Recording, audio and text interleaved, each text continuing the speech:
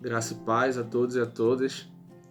Nós seguimos nos cuidando e sendo obrigados a tentar dar um jeito de se manter juntos e unidos, ainda que na distância. Mas também insistindo em fazê-lo porque nós cremos na unidade naquele que é o cabeça, o criador da nossa fé. Por isso a gente consegue dar um jeito de permanecer juntos, se mantendo unidos e compartilhando da palavra, das orações, das reflexões.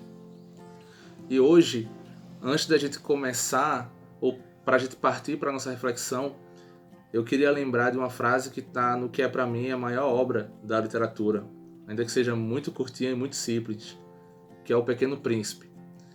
Nesse livro, além de várias outras verdades e reflexões muito ricas, existe uma frase que diz assim: só se vê bem com o coração.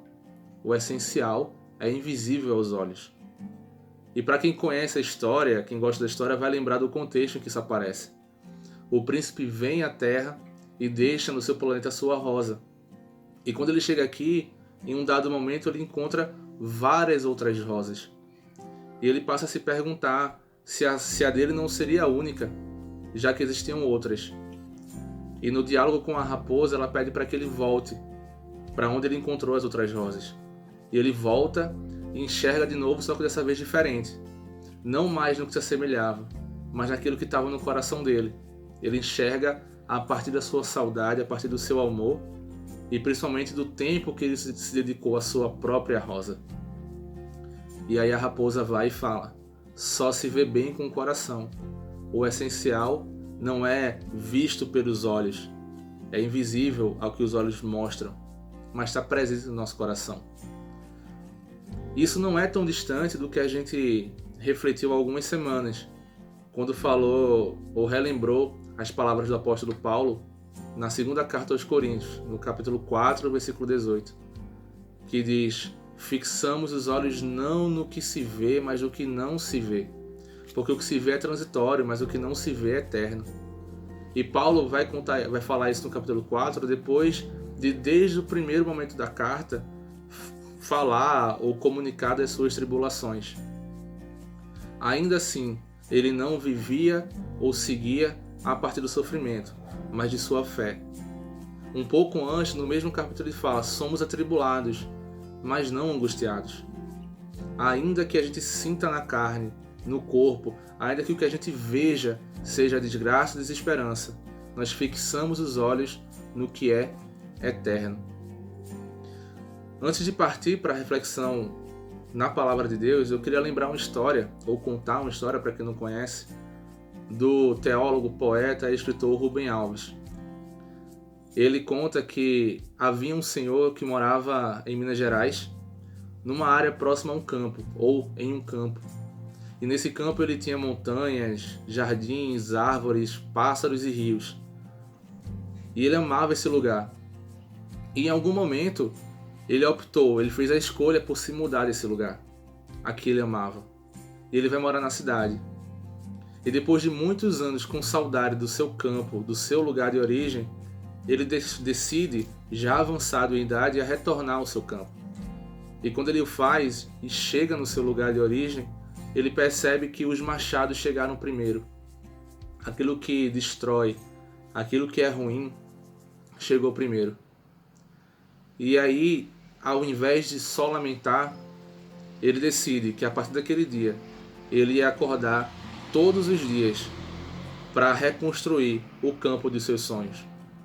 Se não havia mais o que era verde, se o rio tinha secado, se a montanha havia virado pedra e se os pássaros se mudaram, não era isso que ele ia ver. Ele ia ver o campo que estava no seu coração. Ele ia enxergar a partir da sua saudade, do seu amor e principalmente a partir da sua esperança. Quando a gente fala de campo e quando a gente fala de jardim, a gente retoma metáforas bíblicas.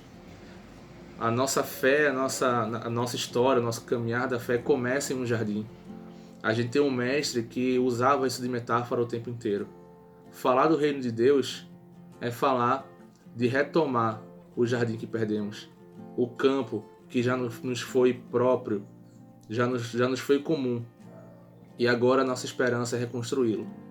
E se a literatura, em poemas, em romances, conseguem expressar esses valores da nossa fé de forma tão bela, quanto mais a palavra de Deus, que vem do seu próprio coração.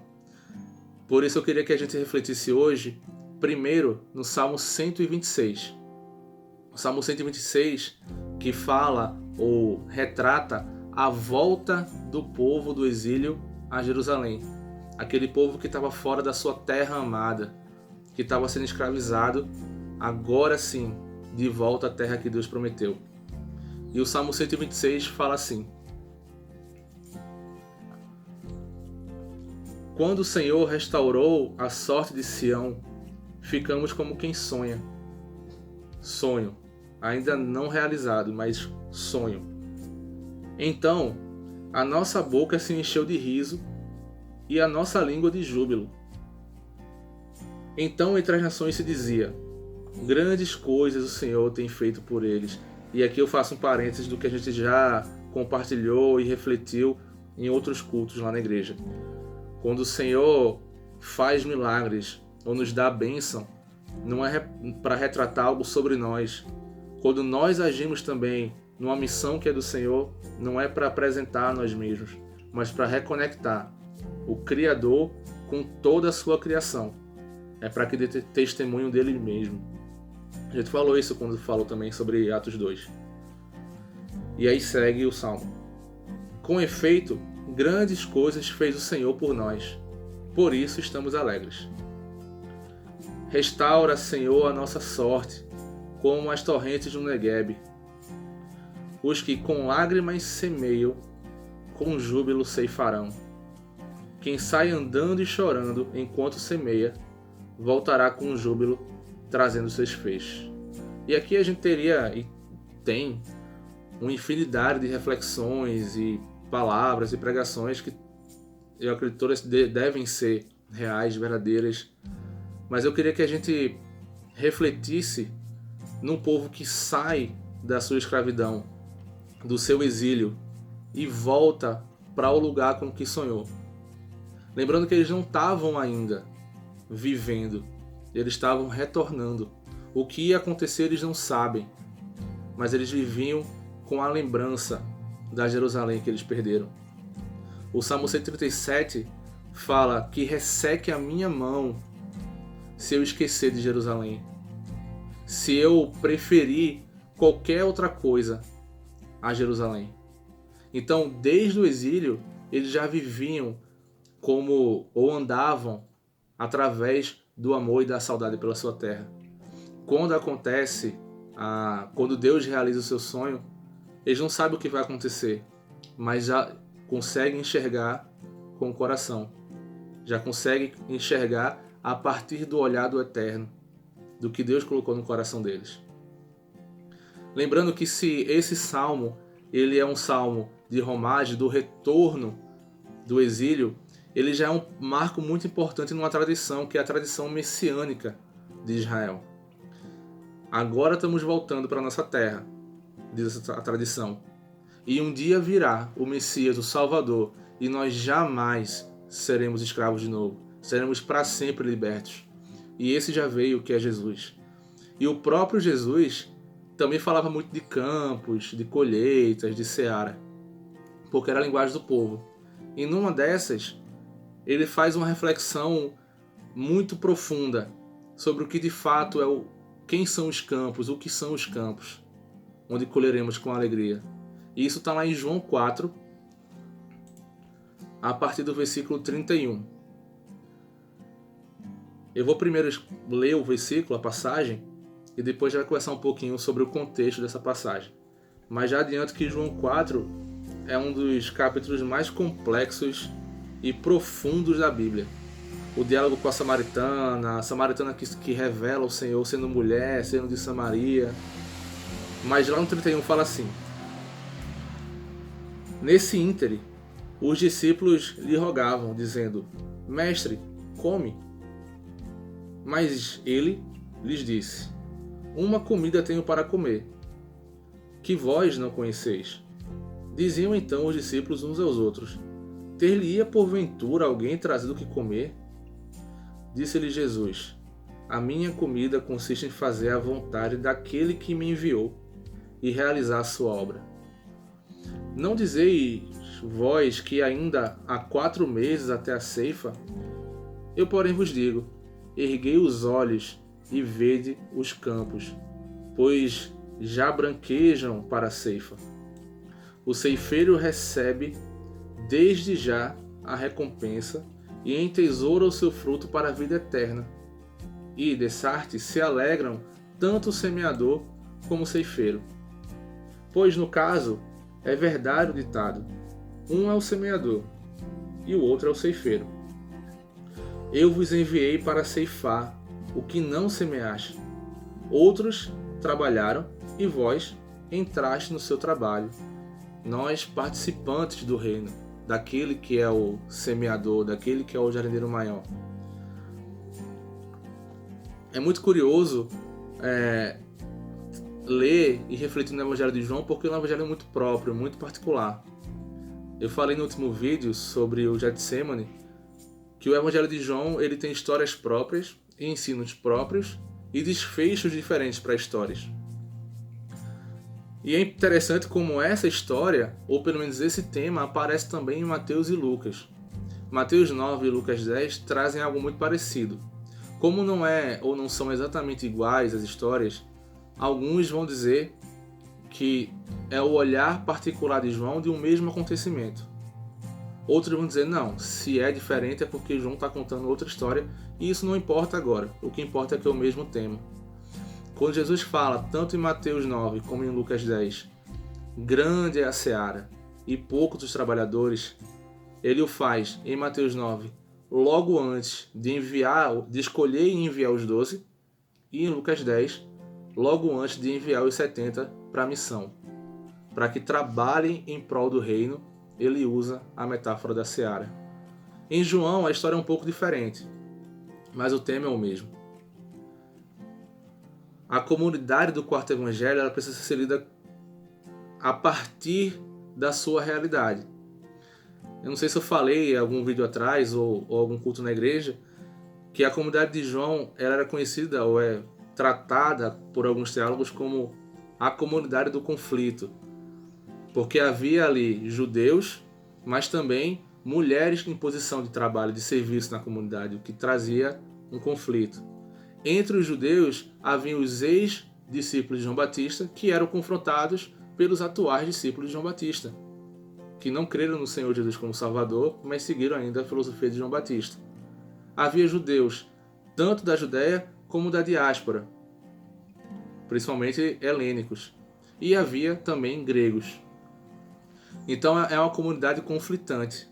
E aqui em Mateus 4, no final, em João 4, no final do capítulo, Jesus apresenta um ensino. E isso é muito importante para a comunidade, a partir de todo esse conflito que eu falei para vocês. Porque seja judeu, seja grego, o ensino, o mestre que ensinava, era muito importante. Porque para os judeus, o Messias que ensina retoma a tradição de Salomão, do Eclesiastes, dos Provérbios, da sabedoria. E para os gregos, retoma a tradição filosófica, da filosofia helênica. Então Jesus precisava ser o mestre que ensina. E esse mestre que se coloca na posição de sabedoria, de ensino, está dizendo, vocês sabem enxergar conforme a sua necessidade, mas vocês não sabem enxergar conforme o que está no coração de Deus. Vocês sabem que está próxima a colheita ou não, porque vocês precisam da colheita, porque vocês são homens do campo. Vocês dizem, mestre, come, mas a minha necessidade não é a dessa carne, porque eu não enxergo com esses olhos, eu enxergo com o coração, eu enxergo no que é eterno. E se vocês querem aprender a viver no reino, ou nesse campo que o Senhor tem feito, vocês precisam enxergar não mais pelo que vocês acham que precisam, ou pelo que os seus olhos dizem que é bom ou ruim, mas pelo que está na eternidade, pelo que está no coração de Deus. E assim como Mateus e Lucas trazem essa reflexão antes do envio missionário, aqui Jesus está falando enquanto os samaritanos que escutaram da mulher estão vindo ver quem era esse Messias.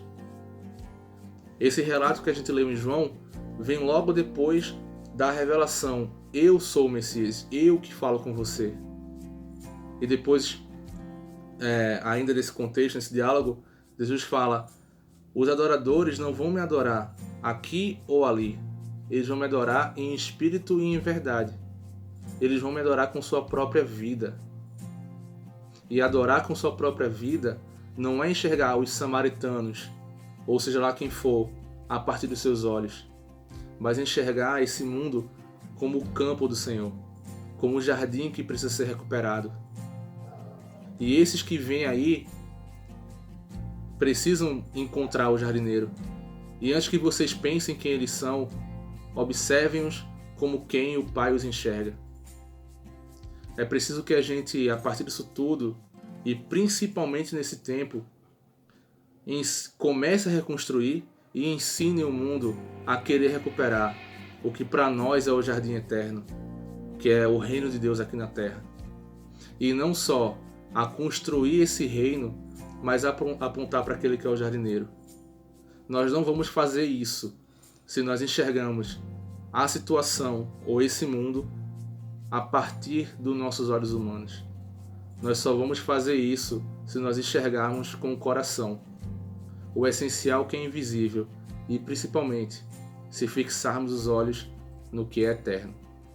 Que aprendamos a reconstruir os campos do Senhor e, sobretudo, a apresentá-lo como jardineiro supremo. Que Deus abençoe a todos e a todas, que a gente tenha fé, ainda que não consiga enxergar, de que isso tudo vai passar logo. Deus abençoe.